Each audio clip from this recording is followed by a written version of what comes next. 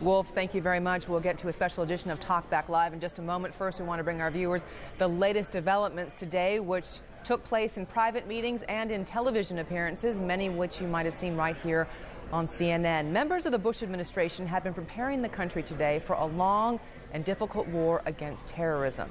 In other developments this hour, suspected terrorist Osama bin Laden has issued a statement. It came a short while ago. Once again, he says he did not plan Tuesday's attacks on the World Trade Center and the Pentagon.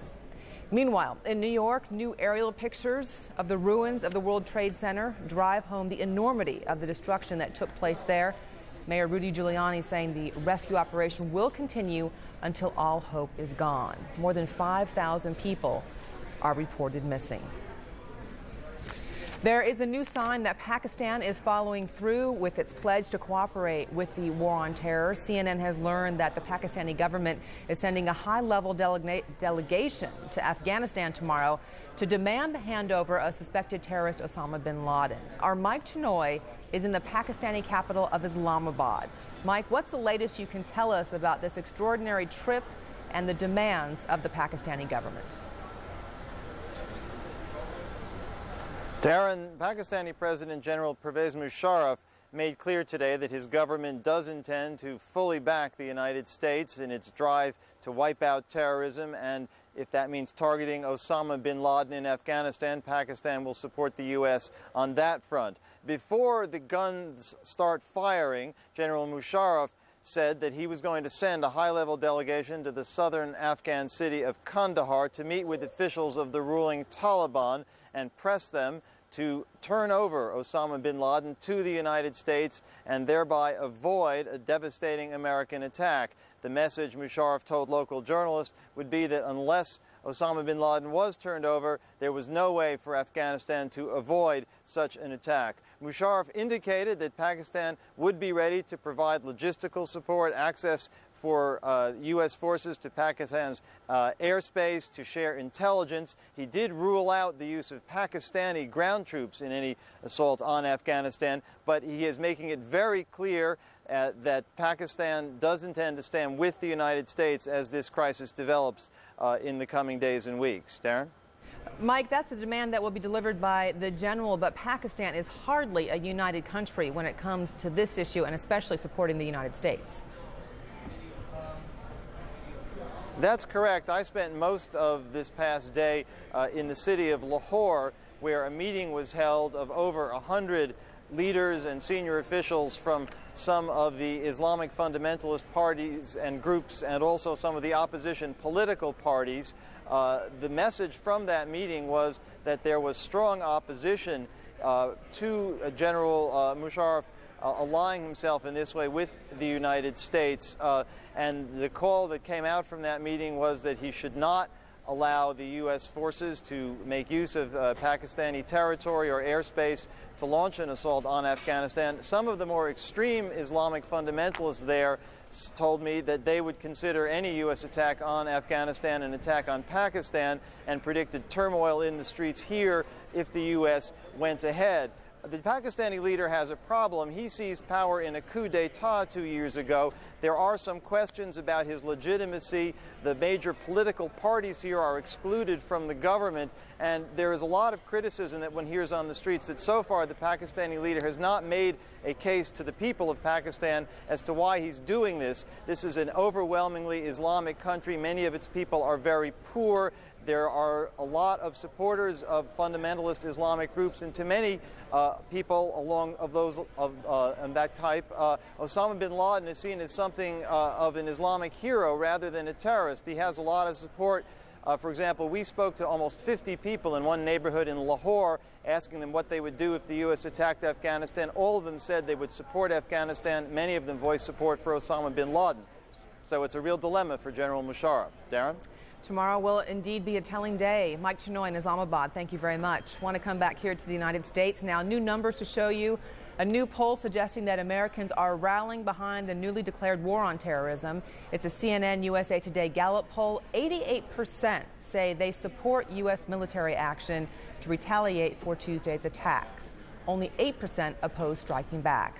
More than half of those questioned believe the U.S. should mount a long-term war to eliminate terrorism. 36% want a more focused response to punish the specific terrorist groups involved in the attacks.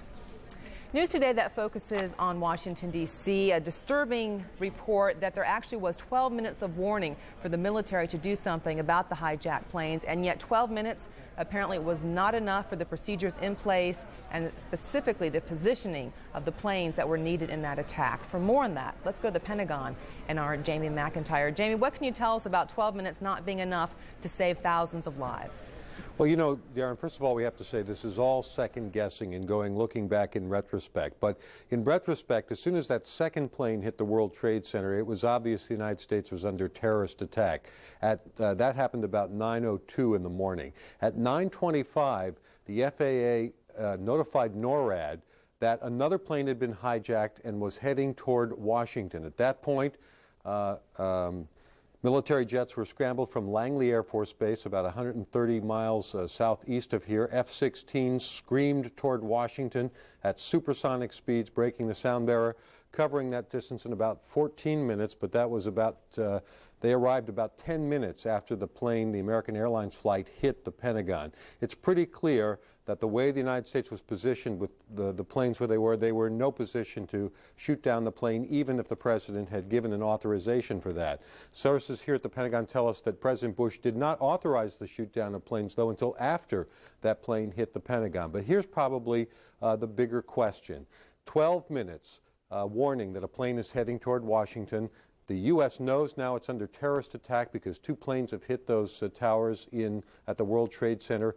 Could an evacuation have been ordered of major government buildings, or for that matter, other buildings in Washington at that time? Well, officials here at the Pentagon say they weren't even told that the plane was heading toward Washington.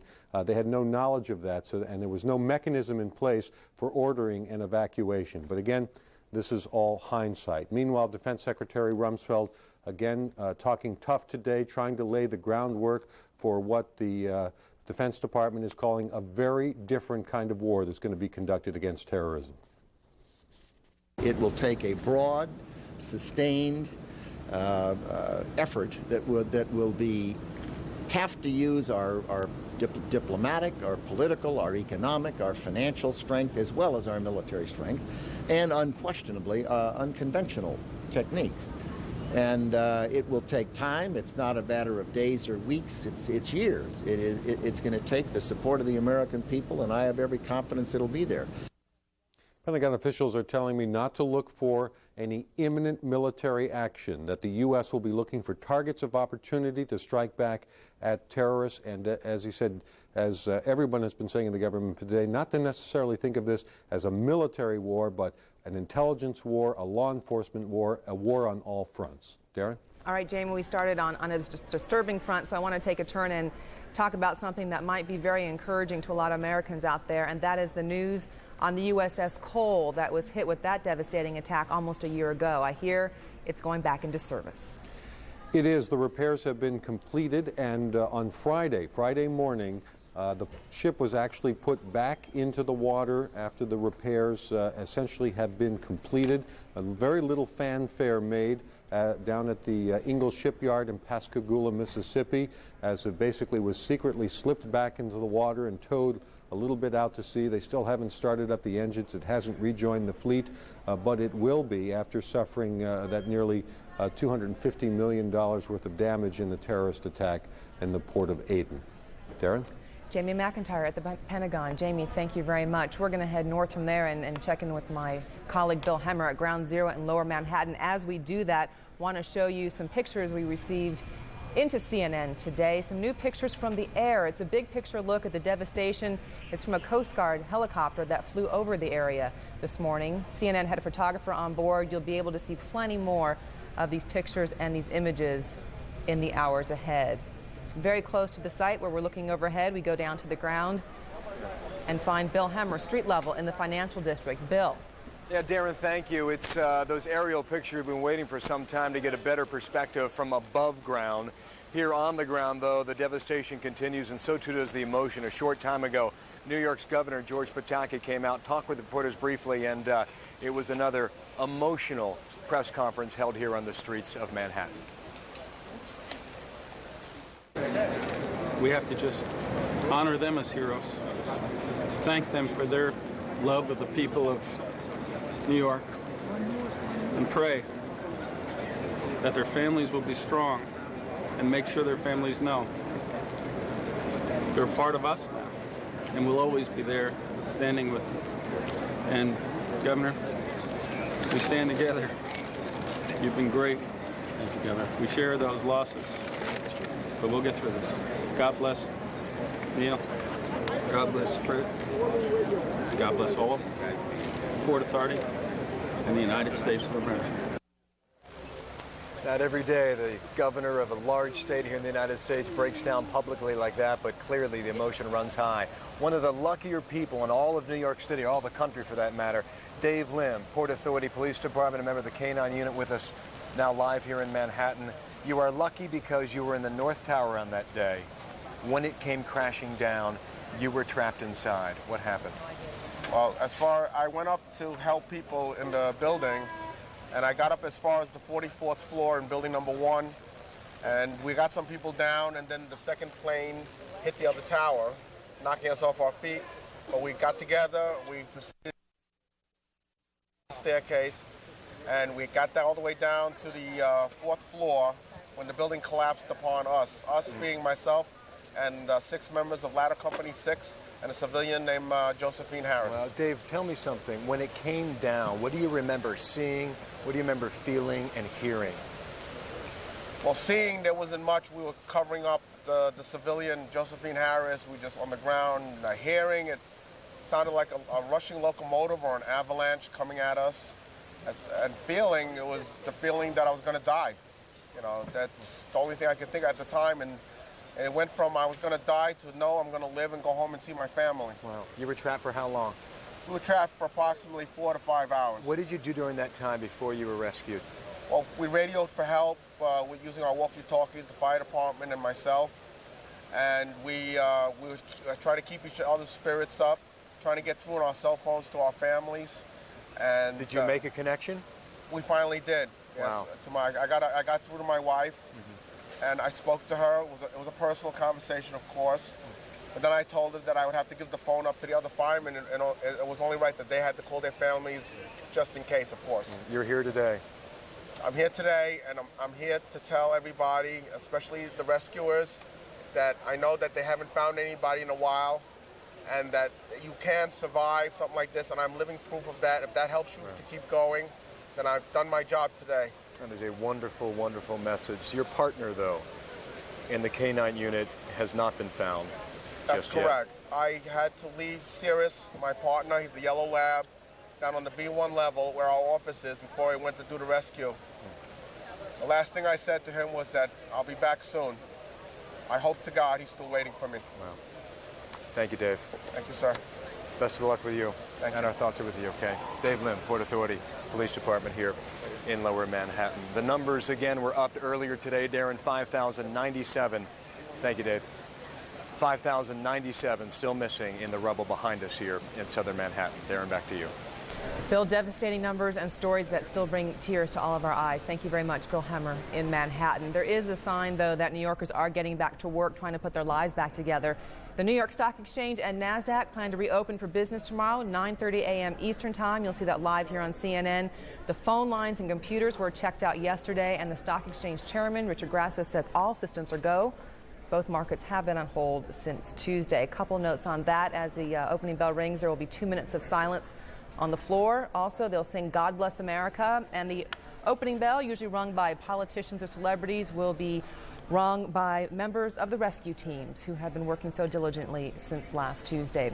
We're going to stand by here. We're waiting for President Bush to return from Camp David to the White House. You'll see that live here on CNN. I'll stand by. Meanwhile, we're going to head to Bobby Batista and a special edition of Talk Back Live, America Speaks Out. Bobby?